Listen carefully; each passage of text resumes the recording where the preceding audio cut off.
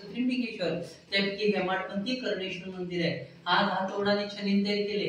त्याला लोखंड आपण सिमेंट मशिनरी वापरलेली नाही बघा. पूर्वेचं महाद्वार, दक्षिणचं दक्षिण, उत्तरेचं उत्तर, तिन्ही दारासारखे दिशा वेगळ्या आहेत. आता तुम्ही दर्शन घेतलं ना, आज पार्वती माता आहे, शिवाय शिव पार्वती आहे, आणि तुम्ही पूजा केला तो पार्वतीचा पंचकळस आहे. म्हणून आपण शुभ कार्यांना 5च कळस वापरतो, 5च घागरी वापरतो. त्या 5 बनवले. म्हणून आपल्या घरातले तिथले मुलगे होते, घरातले शंख वाजतात आणि झाडावरचे कळे फुलतात, त्याला ब्रह्मतत्व म्हणतात. म्हणून व्यवहारामध्ये ना शंखाने संशय घ्यायचा नसतो.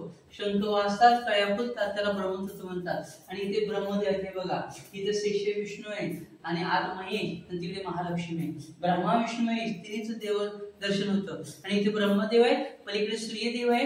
म्हणून ह्याच मंदिर ना गंगा जाते ना पूजेचं पाणी, तिथे मगर आहे, मगरीवरती मंदिर आहे. म्हणून याला संपूर्ण प्रदक्षिणा चालते.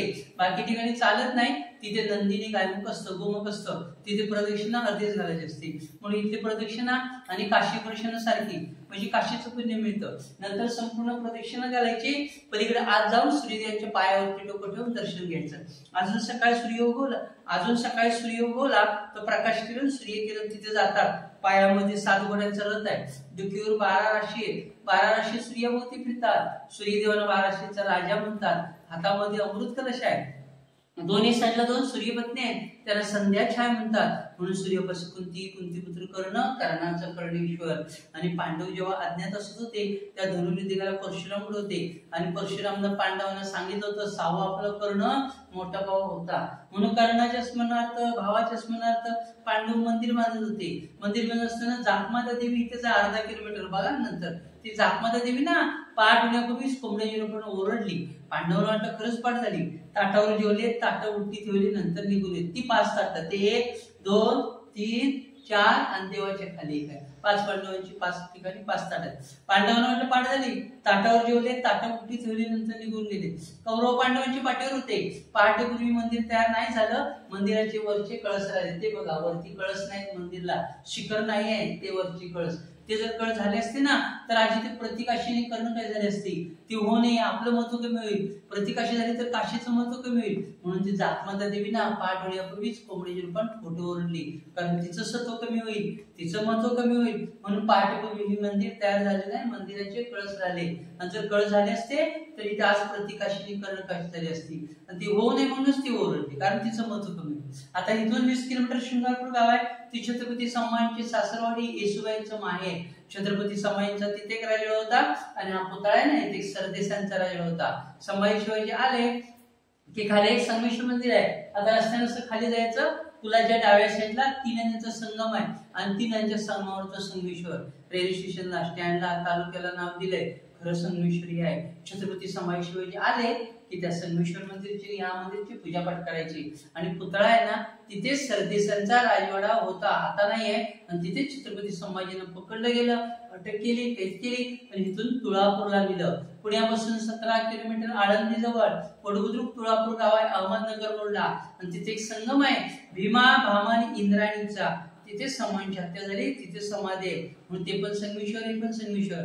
पण कोकणतळ, तळकोकण, दमडी कावा, कसबा संगमेश्वर, ते हे संगमेश्वर. हा आता इथून 40 किलोमीटर मार्लेश्वर आहे. उंच पहाड आहे, पहाड मध्ये एवढी मोठी गुहा आहे. गुहेमध्ये जिवंत नाग बघायला मिळतील. धबधबा आहे, 800 फुटावरून पाणी पडते. मार्लेश्वर सृष्टी सौंदर्य आहे, शांत वातावरण आहे आणि कैलासपतीचं दर्शन मिळतं. हस्तकलेचं आणि शिल्पकलेचं उत्कृष्ट मनसलेलं हेमाडपंथी कर्णेश्वर मंदिर. हातोडाने छान तयार केलंय. त्याला लोखंड, लाकूड, सिमेंट मशिनरी नाही बघा.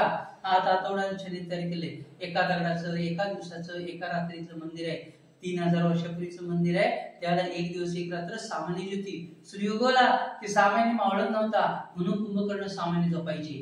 त्यावेळी 1 रात्र, त्यावेळी 1 दिवस, म्हणजे आताचे 6 महिने.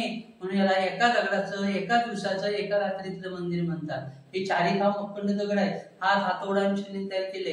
पूर्वीच्या महाद्वारामध्ये 8 दिशांचे देव आहेत. दक्षिणेला मंदिराची प्रतिकृती आहे, उत्तरेला समुद्र मंथन आहे. मंदिराच्या पाठीमागे कोणाचं गोलाकार गोपनीय बांधकाम आहे. डाव्या साईडला 5 काटकोन आहेत, उजव्या साईडला 5 काटकोन आहेत. कोणाचं गोलाकार गोपनीय आहे. मंदिर गोल दिसतं बघा. म्हणून याला प्रदक्षिणा चालते, बाकी प्रदक्षिण नाही चालत. तिथे नंदिनी गायमुख असतं, गंगेची मगर, लक्ष्मीचा हत्ती आणि सरचं मोर. नंतर फोटो काढा. तिथे आता इकडे या.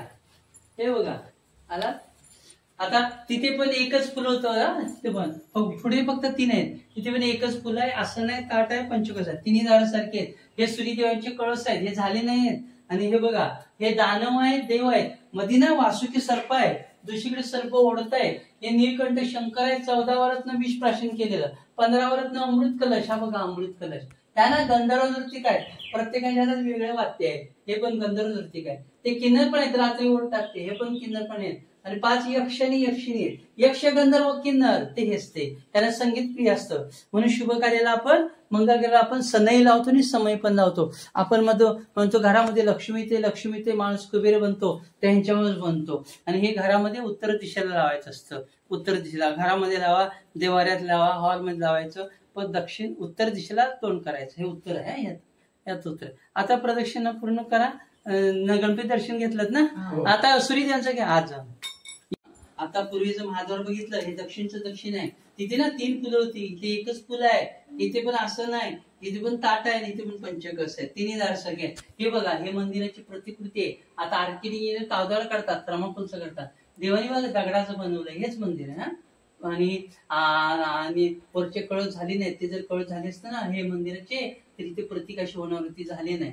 हेच असं जर तुम्ही गोल केलं तर हेच मंदिर तयार होतं. पेपरवरती प्लेन दिसतं, हे पेपरवरचं मंदिर दाखवलंय.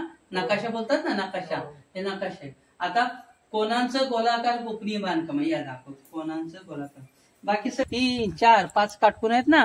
आता हे डाव्या साईडला 5 काटकोन झाले, असेच उजव्या साईडला 5 काटकोन, गोपनीय बांधकाम आहे. आता सगळ्यांनी इथे थांबा, तिथून एक फोटो काढ आपल्यासारखा, मला या थांबा. हे बघा 5 काटकोन आहेत, तिकडे 5 काटकोन आहेत ना, तसे इकडे पण 5 काढ आहेत. डाव्या साईडला 5 काटकोन आहेत.